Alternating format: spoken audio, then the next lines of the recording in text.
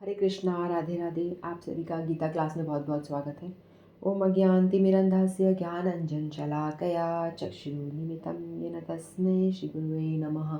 गुरुवे गौरचन्द्राय राधिकाय सदालय कृष्णाय कृष्णभक्ताय तद्भक्ताय नमो नमः।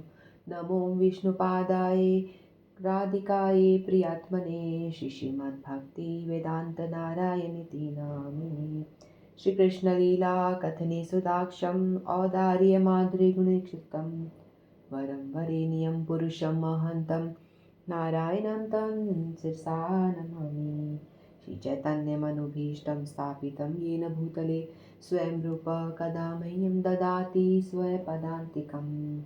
आजानुलम्बितभुजो कनकावदातो संकीर्तनाय कपित्रो कमलायताक्षो विश्वम्भरो द्विजवरो युगधरं पालो वन्दे जगत्प्रियकरो करुणावतारो। नमो महावदन्याय कृष्णप्रेमप्रदायते कृष्णाय कृष्णचैतन्यनाम्ने गौरद्विषे नमः। हे कृष्ण करुणा सिन्धो दीनबन्धो जगत्पते गोपेश गोपिका कान्त श्रीराधाकान्त नमस्तुते। तत्काञ्चन गौराङ्गी राधे वृन्दावनेश्वरी वृषभानुसुतदेवी प्रणमामि हरिप्रिये। नीलाचलनिवासाय नित्याय परमात्मने बलभद्र सुभद्राभ्यां जगन्नाथाय ते नमः। जय श्री कृष्ण चैतन्य प्रभु नित्यानंद श्री अद्वैत गदाधर शिवासादि गौर भक्त वृंद। हरे कृष्ण कृष्ण कृष्ण हरे हरे, हरे राम राम राम हरे हरे। हरे कृष्ण कृष्ण कृष्ण हरे हरे, हरे राम राम राम हरे हरे। मैं सर्वप्रथम अपने परम आराध्यतम गुरुपाद पद्म नित लीला प्रविष्टो विष्णुपादष्टो दर्शत श्री श्रीमद्भक्ति वेदांत नारायण गोस्वामी महाराज के श्री चरणों में अनंत कोटि दंडवत प्रणाम करती हूँ। तत्पश्चात समस्त रूपानुगुरु परंपरा के चरणों में मेरा अनंत कोटि दंडवत प्रणाम। आप सभी को मेरा यथा योग्य प्रणाम स्वीकारो। हरे कृष्णा। तो हम सभी श्रीमद् भगवद गीता का अध्ययन कर रहे हैं। 10वें अध्याय के अभी तक हमने 14 श्लोक पूरे कर लिए थे। तो भगवान ने चतुर्श्लोक की भगवद गीता सुनाई अर्जुन को 8 से लेकर 11 श्लोकों में। ये सुनने के बाद में अर्जुन जी थे जो उन्होंने बोलना शुरू किया। 12, 13, 14 जो हमने कर लिए हैं पिछली क्लास में, तो 12, 13, 14 श्लोक हमने ऑलरेडी कर लिए। तो इनमें अर्जुन ने बोलना शुरू कर दिया था कि आप ही हैं, आप परम भगवान, परम धाम, परम पवित्र, परम सत्य हैं। आप नित्य दिव्य आदि पुरुष, अजन्मा और महानतम हैं। तो भगवान की स्तुति करना शुरू कर दिया था। भगवान के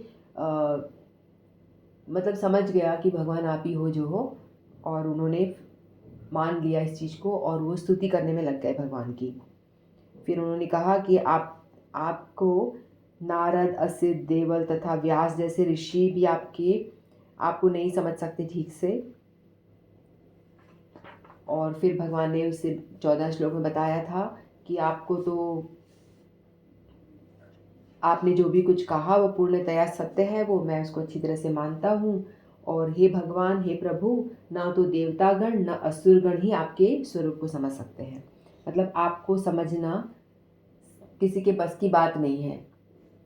तो ना देवता समझ पाते हैं, ना असुर समझ पाते हैं, ना ऋषिगण समझ पाते हैं। कोई भी नहीं आपको समझ पाता ठीक से। लेकिन मैंने इस चीज़ को मान लिया कि आप जो हो परम भगवान हो, आप ही हो जो हो। अब भगवान की स्तुति 5 श्लोकों में 12, 13, 14, 15 से लेकर 18 तक। पहले 4 श्लोकों में भगवान की वो स्तुति करते हैं अर्जुन। फिर उसके बाद में उनसे प्रार्थना करते हैं, उनसे कुछ रिक्वेस्ट करते हैं अपने वैभव को दर्शाने के लिए। तो अभी उनकी स्तुति चल रही है। 3 श्लोक हो चुके, 15वां श्लोक और लेते हैं। जो भगवान की जो अर्जुन जी है भगवान की स्तुति ही करने में लगे हैं। स्वयं एव आत्मा नात्मानं वेथ त्वं पुरुषोत्तम भूतभावन भूतेश देवदेव जगत्पते स्वयं एवात्मनात्मानं वेथ त्वं पुरुषोत्तम भूतभावन भूतेश देवदेव जगत्पते। अर्जुन कहते हैं, हे परम पुरुष, हे सबके उद्गम, हे समस्त प्राणियों के स्वामी, हे देवों के देव, हे ब्रह्मांड के प्रभु, निसंदेह एकमात्र आप ही अपने को अपनी अंतरंगा से जानने वाले हैं। तो अर्जुन जी ने इस श्लोक में भगवान को जो स्तुति करी है, तो इन्होंने भगवान की स्तुति के लिए 5 अलग अलग संबोधन किए हैं। जितने कि भगवत गीता में एक ही श्लोक ऐसा है जिसमें कि भगवान का संबोधन अर्जुन जी ने 5 अलग अलग तरीक़ों से किया है। तो पहले तो भगवान को कह रहे हैं कि आप पुरुषोत्तम हो, फिर दूसरे चरण में कह रहे हैं पुरुषोत्तम का ही और विभाग कर दिया गया कि आप भूत भावन हो, भूतेश हो, देव देव हो, जगतपते हो। तो इस तरह से भगवान की स्तुति करने में लगे हैं अर्जुन जी। तो यही एकमात्र श्लोक है जिसमें कि अर्जुन ने इतनी ज़्यादा संबोधन देकर के भगवान की स्तुति करी है। ठीक है, तो परमेश्वर कृष्ण को वे ही जान सकते हैं जो अर्जुन तथा उनके अनुयायियों की भली भांति भक्ति करने के माध्यम से भगवान के संपर्क में रहते हैं। आसुरी या नास्तिक प्रवृत्ति वाले लोग कृष्ण को नहीं समझ सकते। ऐसा मनोधर्म जो भगवान से दूर ले जाए परम पातक है, और जो कृष्ण को नहीं जानता उसे भगवत गीता की टीका करने का प्रयत्न नहीं करना चाहिए। भगवत गीता कृष्ण की वाणी है, और चूंकि यह कृष्ण का तत्व विज्ञान है, अतः इसे कृष्ण से ही समझना चाहिए, जैसा कि अर्जुन ने किया। इसे नास्तिकों से ग्रहण नहीं करना चाहिए। तो सबसे पहला तो अगर हम भगवान के विषय में जानना चाहते हैं, किसी के विषय में भी हम जानना चाहते हैं, तो पहले तो उस व्यक्ति में श्रद्धा होनी बहुत ज़रूरी है ना। श्रद्धा ही सबसे पहला स्टेप है कि श्रद्धा होगी तभी तो हम उनके विषय में कुछ जानेंगे। तो जो भक्त होता है उसको भगवान पे पूर्ण श्रद्धा होती है ना। तो अर्जुन जी जो थे वो एक भगवान के सखा हैं, भक्त हैं, और उनको भगवान में पूर्णतया विश्वास है, श्रद्धा है कि जो वो बता रहे हैं वो सत्य बता रहे हैं, और उसको ग्रहण करने के लिए वो रेडी हैं। ठीक है, जो लोग नास्तिक हैं, जो भगवान को मानते ही नहीं हैं, तो भगवत गीता के बारे में क्या बताएंगे, बता ही नहीं सकते, क्योंकि गीता जी में कृष्ण की वाणी है। तो कृष्ण में विश्वास ही नहीं होगा तो वो उनकी वाणी पे क्या विश्वास करेंगे। तो नास्तिकों से हमें कुछ भी श्रवण नहीं करना चाहिए। परम सत्य का अनुभव 3 प्रकार से किया जाता है: निराकार ब्रह्म, अंतर्यामी परमात्मा तथा भगवान। अतः परम सत्य के ज्ञान की अंतिम अवस्था भगवान है, जो हो सकता है कि सामान्य व्यक्ति अथवा ऐसा मुक्त पुरुष भी जिसने निराकार ब्रह्म अथवा अंतर्यामी परमात्मा का साक्षात्कार किया है, भगवान को ना समझ पाए। तो 3 लेवल होते हैं ना भगवान को समझने के, हमने कई बार इसकी चर्चा करी है। निराकार ब्रह्म, परमात्मा और भगवान, 3 तरह से हम भगवान के विषय में जान सकते हैं। तो जो ब्रह्म होता है वो निराकार, उसका कोई आकार नहीं है ना। जो ज्ञानी लोग होते हैं वो ब्रह्म में लीन हो जाना चाहते हैं और ब्रह्म को ही समझना चाहते हैं। बस उनके हिसाब से एक लाइट सी है, और हम सभी लोग, हमारी आत्मा उस लाइट में मर्ज हो जाएगी, मिल जाएगी जाकर के, ऐसा उनका मानना होता है। निराकार, भगवान का कोई आकार नहीं है, भगवान एक एनर्जी है जो सबको चला रही है। वो एक एनर्जी की ही पूजा करते हैं, ब्रह्म मतलब वो होता है। तो जो ब्रह्म जो है वो क्या है, जैसे सूरज है, सूरज की किरणें हैं, वो है ब्रह्म। रोशनी सब जगह फैल रही है ना, रोशनी। और जो सूर्य मंडल है वो है परमात्मा। तो ज्ञानी जो लोग होते हैं वो ब्रह्म की ही पूजा आराधना करते हैं, ब्रह्म को ही मानते हैं। निराकार भगवान का कोई आकार नहीं है, निराकार स्वरूप की ही वो पूजा करते हैं, मतलब उसी को ही मानते हैं। और जो उसके बाद में योगी होते हैं वो परमात्मा को मानते हैं। परमात्मा का चतुर्भुज फॉर्म जो है विष्णु रूपी, जो सबके हृदय में विराजमान है, वो उनका सूर्यमंडल यानी परमात्मा स्वरूप है, वो उनको जानते हैं। लेकिन जो एक भक्त होता है वो भगवान को मानता है कि भगवान यानी पूरा सूर्यमंडल सब कुछ है, वो भगवान है। तो जो ब्रह्म होता है वो परमात्मा को नहीं, जो ज्ञानी होते हैं परमात्मा को भी नहीं पहचानते, और भगवान को तो दूर दूर की बातें पहचानेंगे ही नहीं। वो सिर्फ ज्योति तक जान करके ही बड़े खुश हो जाते हैं, उसी में वो संतुष्ट रहते हैं। लेकिन जो योगी है वो परमात्मा को जानता है, परमात्मा की स्टडी करता है, लेकिन वो भगवान को नहीं जान पाता, क्योंकि वो भगवान को जानने के लिए भक्त होना बहुत ज़रूरी है। यदि आप भक्त हो, सेवा करते हो, तो ही आप भगवान को समझ सकते हो, नहीं तो नहीं समझ सकते। लेकिन जो भक्त है वो भगवान को संपूर्ण रूप से जानता है। वो भगवान को जानता है कि भगवान का जो स्वरूप है, उनका 2 हाथ 2 पैर है, उन्होंने बांसुरी धारण करी हुई है, पीताम्बर पहना, जो उनका कृष्ण का जो स्वरूप है वो भगवान का स्वरूप, उनका खुद का स्वरूप है। इसी स्वरूप में वो अपने धाम में रहते हैं, अपने घर में रहते हैं। तो जो भगवान को जानता है वो ब्रह्म को भी जान जाता है और वो परमात्मा को भी जानता है। लेकिन जो ब्रह्म को जानता है वो परमात्मा को नहीं जान सकता, और जो परमात्मा को जानता है वो भगवान को भी नहीं जान सकता। लेकिन जो भगवान को जानता है वो भक्त है, जो भगवान में श्रद्धा करता है और भगवान को भगवान से प्रेममयी भक्ति करके सेवा से जुड़ता है, तो वो ब्रह्म के बारे में भी समझता है, वो परमात्मा के विषय में भी समझ जाता है। लेकिन बाकी जो ज्ञानी योगी है वो भगवान तक नहीं पहुंच सकते। तो ऐसा बता रहे हैं यहाँ पे अर्जुन। कभी कभी निर्विशेषवादी कृष्ण को भगवान के रूप में या उनकी प्रामाणिकता को स्वीकार करते हैं, किंतु अनेक मुक्त पुरुष कृष्ण को पुरुषोत्तम रूप में नहीं जान पाते। कई मुक्त पुरुष बोलो भी भगवान को नहीं जान पाते कि भगवान ही जो है सब कुछ है। इसीलिए अर्जुन उन्हें पुरुषोत्तम कहकर संबोधित कर रहे हैं। सभी पुरुषों में उत्तम, पुरुषोत्तम का मतलब होता है संबोधन करते हैं। इतने पर भी कुछ लोग यह नहीं समझ पाते कृष्ण समस्त जीवों के जनक हैं, इसलिए अर्जुन उन्हें भूत भावन कहकर संबोधित कर रहे हैं। पहले तो कह रहे हैं पुरुषोत्तम हो, आप समस्त पुरुषों में सर्वश्रेष्ठ हो, फिर कह रहे हैं भूत भावन। भूत भावन का मतलब क्या होता है? भूत यानी सभी जो लोग हैं, और भावन यानी भावना करके ही उत्पन्न कर दे। भगवान को यदि सृष्टि करनी होती तो भगवान कोई कुछ कष्ट करने की जरूरत नहीं है, सिर्फ वो संकल्प करते हैं, भावना करते हैं कि मुझे अभी सृष्टि करनी है, उनकी संकल्प मात्र से पूरी सृष्टि हो जाती है। तो इसीलिए भगवान को भूत भावन कहा जाता है। तो यदि कोई उन्हें भूत भावन के रूप में समझ लेता है तो भी वह उन्हें परम नियंता के रूप में नहीं समझ पाता।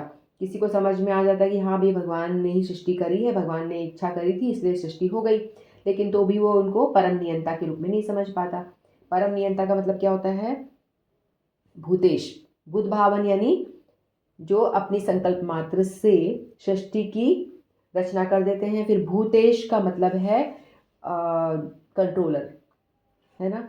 सभी भूत यानी सभी लोग, जितने भी संसार में सब जगह जितने भी लोग हैं, भौतिक सृष्टि, उन सभी के ईश यानी कंट्रोल। भूत ईश सभी जीवों के स्वामी, जो सभी जीवों के स्वामी हैं और सबको कंट्रोल करते हैं, तो भूतेश कहलाते हैं वो। भगवान का नाम एक भूतेश भी है।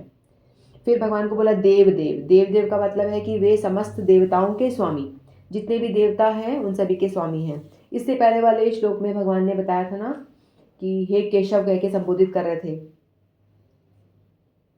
केशव का अर्थ होता है, के का मतलब होता है ब्रह्मा, और ईश का मतलब होता है शिव जी, और व का मतलब होता है जो दोनों को कंट्रोल करके रखे, दोनों को मतलब ऑर्डर दे और उनको कंट्रोल करे, उनका मैनेजमेंट करके रखे, तो वो है भगवान। तो ब्रह्मा विष्णु महेश, ये जो बड़े बड़े देवता हैं, इन सब के भी कंट्रोलर, इन सबको भी मैनेज करने वाले कौन है? भगवान पुरुषोत्तम यानी भगवान कृष्ण आप हो। तो केशव कह के संबोधन भी भगवान ने अर्जुन कर रहे थे, तो उनका यही तात्पर्य था कि आप ब्रह्मा विष्णु महेश इन तीनों के भी नियंता हो, इन सबको भी कंट्रोल करने वाले हो। ये सभी आपके आदेश पर ही अपना कर्म करते हैं। तो जो भगवान संबोधन कर रहे हैं उसके विषय में, भूतीश सभी जीवों के स्वामी, देव देव समस्त देवताओं के भी स्वामी हो आप। जितने भी ये जो बड़े बड़े देवता, इन्हीं को ही कंट्रोल करके रखा है, इन्हीं को ही आप नियंत्रण में रखते हो। तो बाकी छोटे मोटे देवताओं की तो बात ही जाने दो, सभी आपके अंडर हैं। जगत पते हे संपूर्ण ब्रह्मांड के स्वामी, जगत के पति, संपूर्ण ब्रह्मांड के आप स्वामी हो।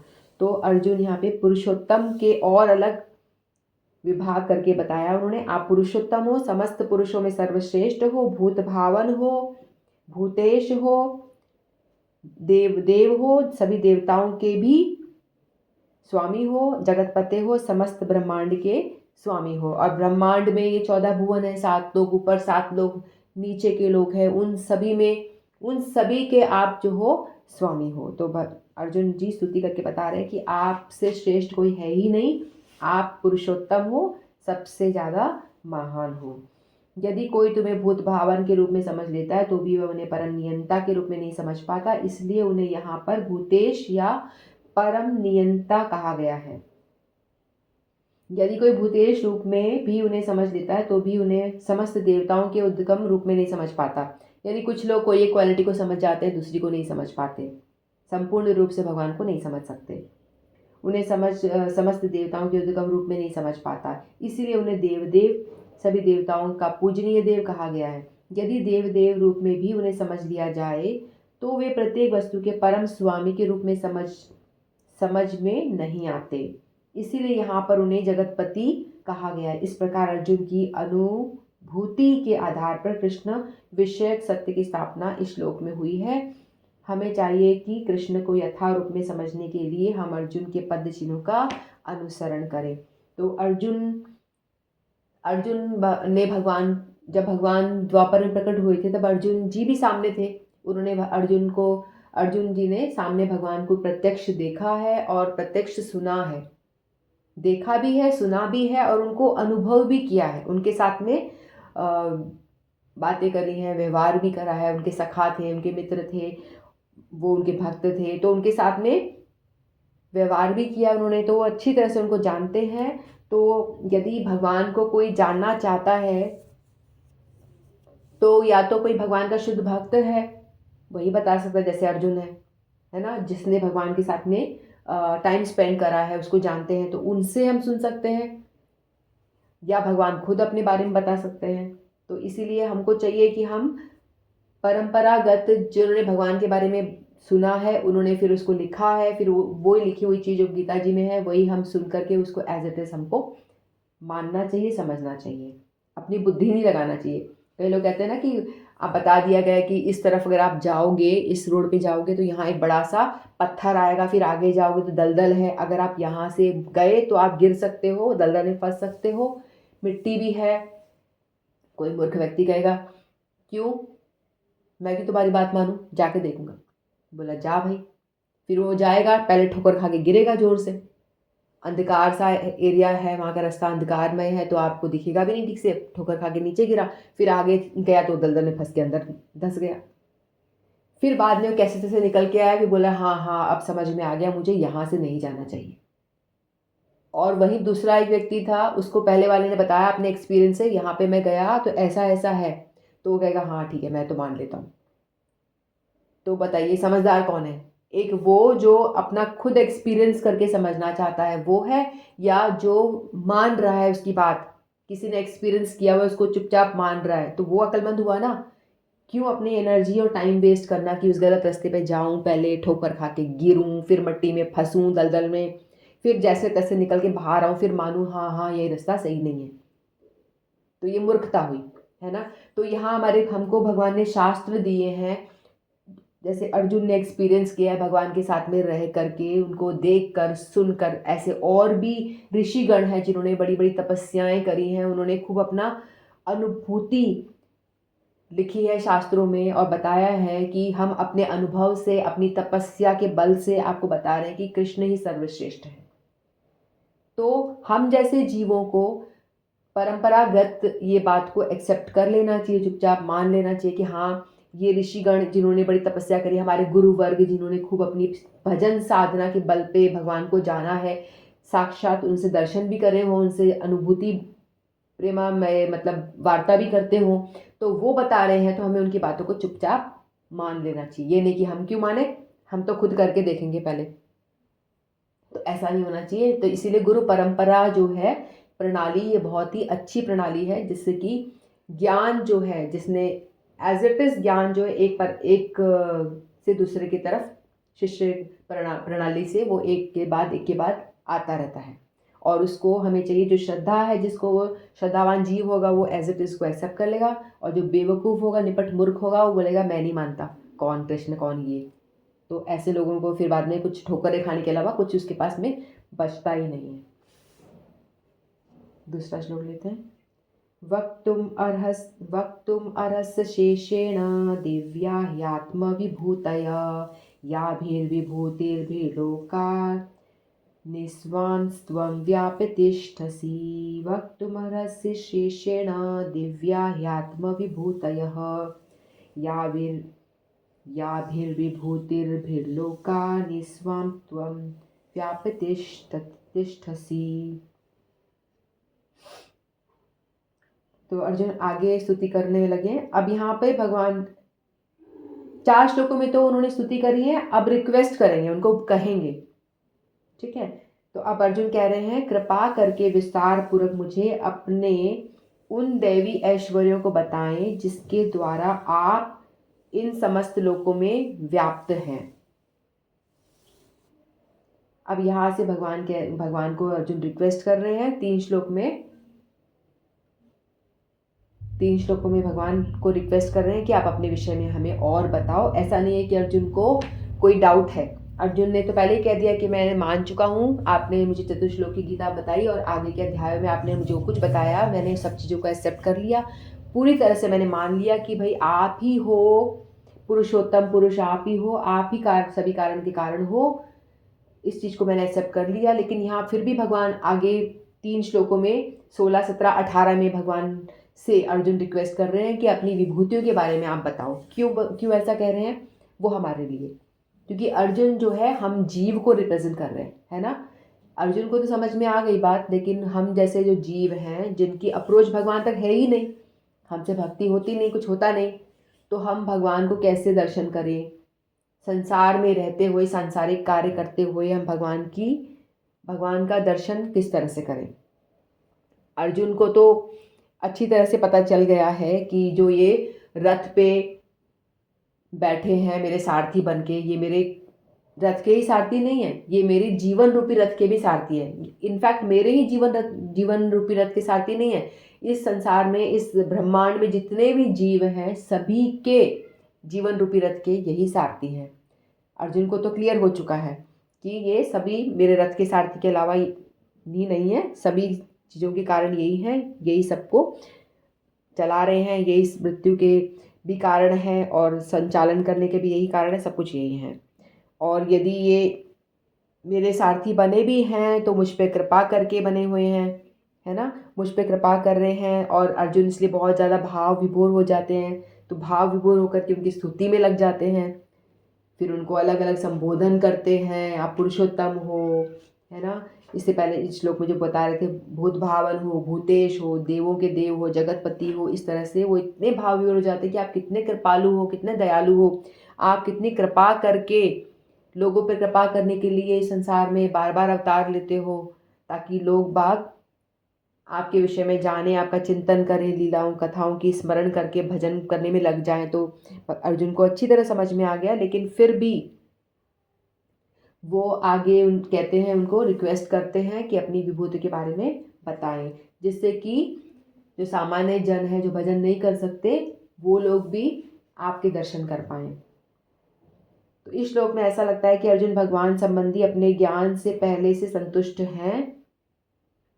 कृष्ण कृपा से अर्जुन को व्यक्तिगत अनुभव, बुद्धि तथा ज्ञान और मनुष्य को इन साधनों में से कुछ भी प्राप्त हो सकता है, वह सब प्राप्त है, तथा उसने कृष्ण को भगवान के रूप में समझ रखा है, उसे किसी प्रकार का संशय नहीं है, तो भी वह कृष्ण से अपनी सर्वव्यापकता की व्याख्या करने के लिए अनुरोध करता है। सामान्य जन तथा विशेष रूप से निर्विशेषवादी भगवान की सर्वव्यापकता के विषय में अधिक विचारशील रहते हैं। अतः अर्जुन श्री कृष्ण से पूछता है कि वे अपनी विभिन्न शक्तियों के द्वारा किस प्रकार सर्वव्यापी रूप में विद्यमान रहते हैं। हमें यह जानना चाहिए कि अर्जुन सामान्य लोगों के हित के लिए यह पूछ रहा है। तो सामान्य लोगों के लिए पूछ रहा है कि भाई जो लोग नहीं कर पाते भजन, वो किस तरह से निरंतर आपका चिंतन कर सकें। जब वो भगवान की विभूतियों के बारे में सुनेंगे, सूरज को देखेंगे तो उनको लगेगा सूरज, भगवान कहते हैं ना सूरज का जो प्रकाश है वो मैं हूँ। 7वें अध्याय में बताया चंद्रमा की चांदनी मैं हूँ, जल का स्वाद मैं हूँ, पेट में जो पाचन कर रहा है जठराग्नि वो मैं हूँ। भगवान ने पहले अपनी कई विभूतियों के बारे में बताया हुआ है। जब हम जैसे सामान्य लोग हम खाना खाएंगे, हमारा खाना डाइजेस्ट हो जाएगा तो भगवान को देखे, अरे हाँ खाना किसने डाइजेस्ट किया, भगवान ने किया। भगवान कह रहे थे जठराग्नि मैं हूँ। तो भगवान से अपने आप को योग कर पाएंगे, कनेक्ट कर पाएंगे। जब सूरज को देखेंगे तो हम, क्योंकि हम संसार में रहते हैं तो हम संसार का ही दर्शन करते हैं, तो भगवान ने संसार में बताया कि मेरी विभूतियों के विषय में। तो सूरज को देखेंगे तो बोलेंगे भगवान ने कहा था ये मैं हूँ। तो हम सूर्य को प्रणाम करेंगे तो भगवान का उसमें दर्शन करेंगे। इस तरह से सामान्य लोग भी अपने आप को भगवान से कनेक्ट करने की कोशिश करेंगे। इसीलिए अर्जुन कह रहे हैं कि आप मुझे अपने विषय में बताओ, और ऐसा मत बताओ क्योंकि जैसे किसी के बारे में, मेरे विषय में यदि मैं बात करूं तो कोई मुझे जानने वाला साथ मेरे साथ रह रहा है, वो मुझे मेरे बारे में बता सकता है ये ऐसी है, ये ऐसे ऐसे करती है, इसे बड़ा गुस्सा आता है, कुछ कुछ बता देगा मुझे मेरे विषय में। लेकिन मेरे विषय में अच्छी तरह से, या आपके विषय में अच्छी तरह से आप ही जानते हो ना, आपसे बेहतर तो कोई दूसरा जानता नहीं। आप अपने विषय में ज़्यादा जानते हो, संपूर्ण रूप से अपने विषय में आप अपनी क्वालिटी को, अपने क्या क्या अवगुण हैं, क्या क्या गुण हैं, कौन कौन सी कमजोरियां हैं, वो सब आप ज़्यादा बेहतर जानते हो, है ना। तो भगवान के विषय में भगवान स्वयं ही बताएंगे, उससे ज़्यादा और कोई नहीं बता पाएगा, कि भगवान स्वयं ही अपने विषय में अपने आप को एक्सप्लेन कर सकते हैं। तो अर्जुन कह रहे हैं कि आपको, आपके विषय में ना दानव जानते हैं ना देवता जानते हैं, कोई भी ठीक से आपको संपूर्ण रूप से नहीं जान सकते। तो आप स्वयं ही बताओ कि आपकी विभूतियों के बारे में आप बताओ, और थोड़ा डिटेल में बताना, ऐसा नहीं कि थोड़ा थोड़ा बता के रुक जाओ, आप अच्छे से बताना, डिटेल में बताना। तो इस तरह से अर्जुन जो है रिक्वेस्ट करेंगे। 18 श्लोक तक भगवान को इस तरह से वो रिक्वेस्ट करते हैं। तो ये 2 श्लोक अपने हो गए, ये 2 श्लोक हम बाद में लेंगे, ठीक है। तो इतना ही कह के वाणी को विराम देती हूँ। वंशा कल्पतरुभ्यश्च कृपा सिन्धुभ्यश्च पतितानां पावनेभ्यो वैष्णवेभ्यो नमो नमः। श्रीमद्भगवद्गीता की जय। हरे कृष्ण।